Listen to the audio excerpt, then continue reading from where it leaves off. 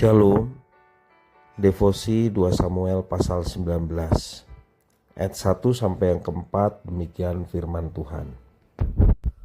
Lalu diberitahukanlah kepada Yoab, ketahuilah raja menangis dan berkabung karena Absalom. Pada hari itulah kemenangan menjadi perkabungan bagi seluruh tentara. Sebab pada hari itu tentara itu mendengar orang berkata, raja bersusah hati karena anaknya.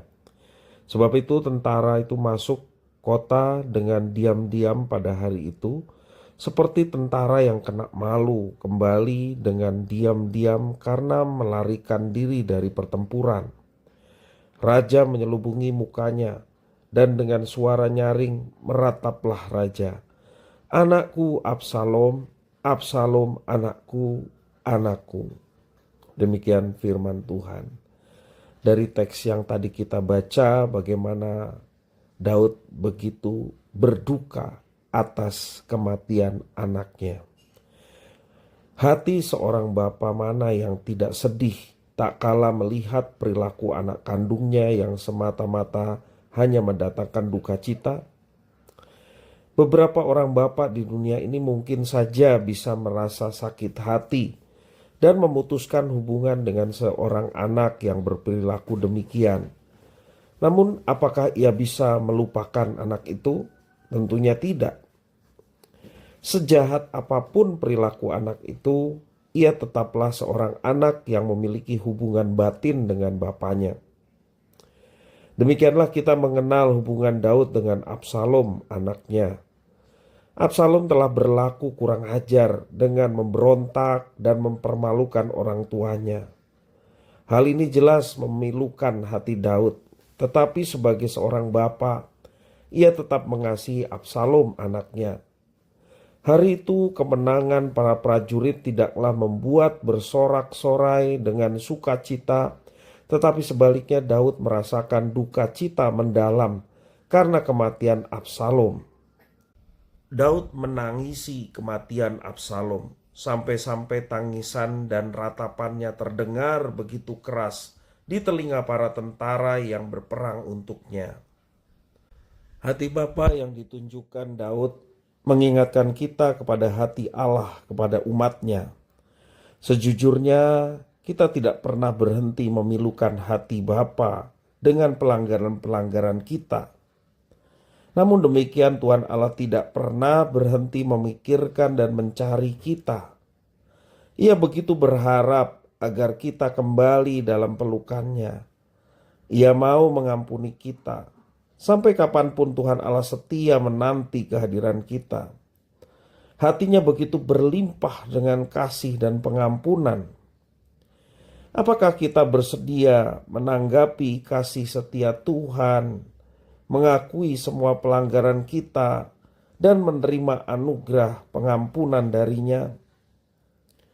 Hati Bapa begitu besar kasihnya kepada kita orang berdosa, sampai-sampai Dia harus memberikan penebus kepada kita, yakni Yesus Kristus, Sang Firman yang menjadi manusia dan berkorban untuk menggantikan hukuman yang seharusnya kita terima, sehingga kita boleh mendapatkan pengampunan dan keselamatan. Mari kita senantiasa melalui semuanya ini bersyukur karena kita punya Bapa yang begitu baik, begitu dekat, dan kita dipanggil menjadi anak-anaknya. Karena itu mari kita bertanggung jawab sebagai anak-anak Tuhan untuk senantiasa hidup dipimpin oleh Tuhan. Sebagaimana firman Tuhan dalam Roma pasal 8 ayat 12 sampai yang ke-14 memberikan penjelasan pada kita sebagai orang yang berhutang, bukan berhutang pada daging sehingga hidup menurut daging, tetapi berhutang pada roh sehingga kita mau hidup dipimpin oleh roh. Dan orang-orang yang disebut anak-anak Allah adalah orang-orang yang dipimpin oleh roh. Mari kita senantiasa bertanggung jawab kita sebagai anak-anak dari Bapa kita, melakukan apa yang terbaik baginya, yakni hidup dipimpin oleh roh Allah, sehingga apa yang kita ucapkan, apa yang kita kerjakan, lakukan berdasarkan pimpinan dan penyertaan Tuhan dalam hidup kita, sehingga kita layak disebut anak-anaknya. Bersyukur Tuhan yang sedemikian berkuasa, Tuhan yang sedemikian besar keagungannya, berkenan kita memanggil Tuhan yang berkuasa dan begitu agung dengan sebutan Bapa, dan Dia begitu mengasihi anak-anaknya. Mari jangan sia-siakan kasih Bapa yang begitu nyata. Kita mau dekat dengannya dan merasakan kasih yang sedemikian besar dengan tidak menyia-nyiakan hidup kita dengan terus larut di dalam dosa yang memilukan hatinya.